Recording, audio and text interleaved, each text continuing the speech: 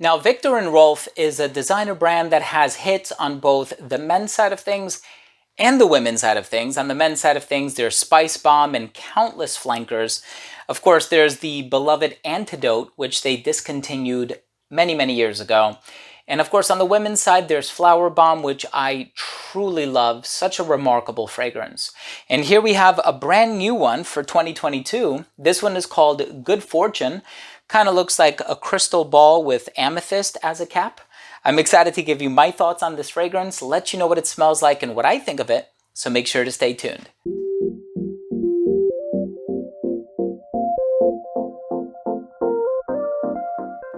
Now, before I begin today's episode and I let you know what my thoughts are on the brand new Good Fortune by Viktor Rolf, what I think of the smell, notes, performance, comparisons, so on and so forth, I do want to start things off by saying that if you are a fan of fragrance-related content, please do consider supporting the channel by subscribing to it. Make sure to hit that bell icon so you could be notified whenever I do upload future videos to the channel. And of course, give this video a thumbs up if you enjoyed it or if you took something of value from today's episode. Now, in terms of the note breakdown, this is surprisingly a very simple fragrance. In the opening, interestingly enough, it actually contains fennel. And fennel is an ingredient that I'm familiar with from a fragrance by Tower Perfumes called Phthalo Blue. And I also have smelled it before, and I think it was John Varvatos Vintage, although it has more of like a secondary or perhaps even tertiary role in that fragrance. But it's supposed to have this herbal, aromatic, licorice, star anise kind of an aroma to it. I'll let you know how strong I think it is in this fragrance. In the heart you have jasmine, and then in the base you have vanilla. So pretty simple, pretty straightforward, but I am excited to give you my thoughts on the smell, let you know how it did on my skin, also let you know what my wife thinks of it. But let's go ahead and start things off with the presentation.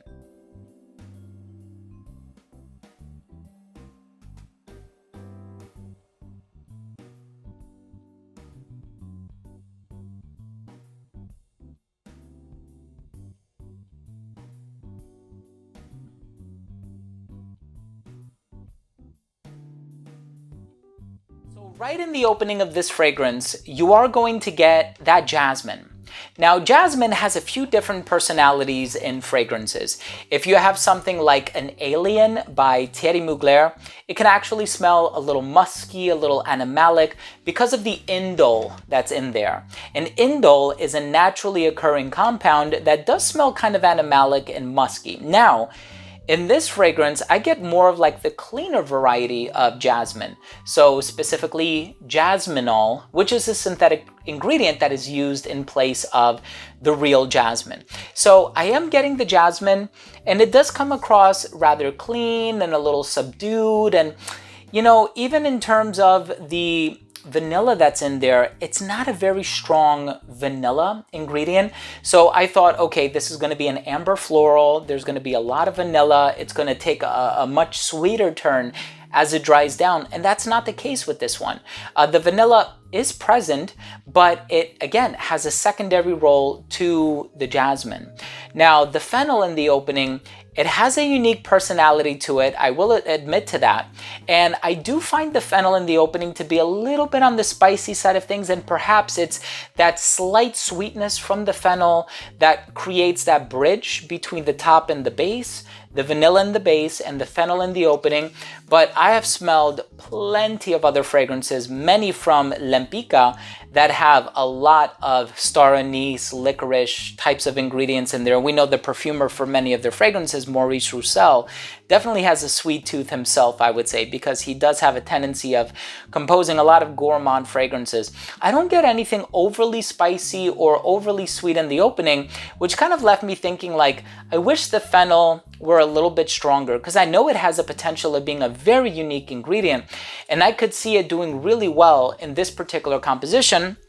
because there are some other sweet ingredients in here, namely the vanilla, to back up the potential sweetness of the fennel.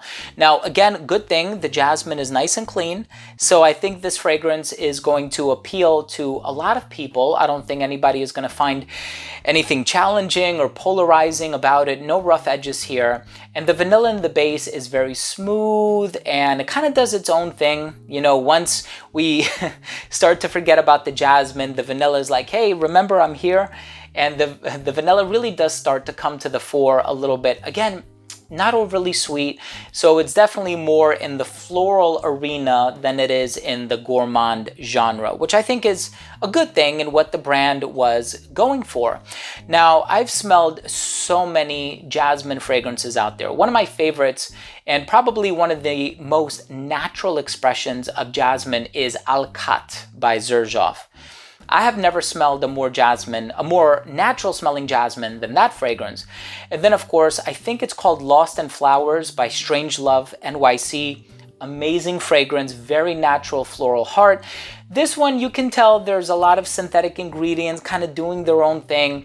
And it is mass appealing, and I think it's youthful, but it still carries an air of professionalism about it. My only criticism is that I don't think it does anything new. I think it's kind of missing a bit of a wow factor. I've smelled this DNA a few times before, and I think I saw people comparing it to Voce Viva by Valentino. I do think that this one does things differently, and I think the fennel, people are underestimating it online, and you know, having had experience with fennel and aniseed and star anise and licorice and several varieties of licorice, I actually have oils of a lot of these ingredients. I can see the influence that it has in this fragrance, but I'm not convinced that it's doing enough. And I think that that's probably where it fell short a little bit. Aside from that, I do think it's a very pleasant fragrance.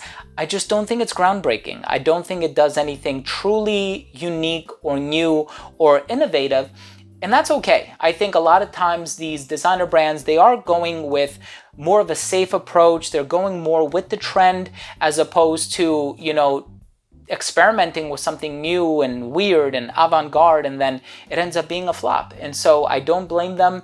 I know to manufacture a fragrance costs a lot of money, and the advertising campaigns and everything, but if you're looking for a slightly sweet jasmine fragrance, I think you'll really enjoy this one. But if you're looking for something really unique, really innovative, I don't think it's going to make quite as loud or messy of a splash as Flower Bomb did when that came out.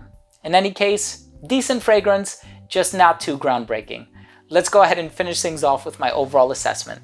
Now, first up, in terms of the uniqueness and the overall smell, I don't find this fragrance to be too unique. I think it possesses a lot of elements and a lot of ingredients that people have inevitably smelled before. But again, smell and scent is subjective. So go out there, try it like I did. You might love it, you might hate it. It's totally up to you. You know, everybody has their own sort of reaction when it comes to these subjective matters. Longevity on this fragrance was about 7 hours. Projection was great for the first hour of application. It did radiate beyond an arm's length, and it didn't start to sit closer to the skin until about that 4.5 to 5 hour mark. Versatility for this one, hey, you can dress it up, you can dress it down.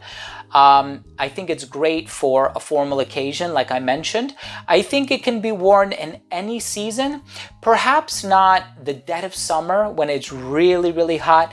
Even though that vanilla is not super strong in this fragrance, if you find sweet fragrances to be cloying, it's one that you could be potentially put off by. However, if you're wearing it indoors in a climate-controlled environment, by all means, please make yourself happy. And again, I think this one would appeal to anybody of any age. I don't think the vanilla is so strong that it makes it overly youthful or juvenile. I think it's just right. In terms of the presentation, it does kind of have this sort of occult, you know, vibe about it with the crystal and the crystal ball, and you know, even the color of the liquid. I do like the theme and the aesthetic that they were going for, and of course good fortune, we all need a little bit of that in our lives. So if it can do as much by elevating your spirits, then by all means, please wear it. My final verdict on this fragrance is it's a clean jasmine with just a tiny bit of sweetness in the base. Nothing too unique or original, but it does have a mass appeal factor. Oh, and I said I was going to mention what my wife thought of this one. She wasn't crazy about it. She likes fragrances that are a little bit more on the floral side of things or a little bit on the fresher side of things. She's been wearing a lot of Authentic by Abercrombie & Fitch. She loves that fragrance for whatever reason, and that one is much fresher and much more suitable for the hotter weather, I would say. In any case, I hope you have a chance to try this for yourself. I purchased this when I was overseas, but I think it's already available in the States, and if it's not, it should be available very soon. Thank you so much for joining me today. I really do appreciate it. I hope you enjoyed this review. If you did, please do consider supporting the channel by subscribing to it. Hit that bell icon so you could be notified whenever I do upload future videos to the channel, and I upload on a daily basis. And of course, give this video a thumbs up if you enjoyed it or if you learned something today. Thanks for watching. Love you all. See you tomorrow. Bye.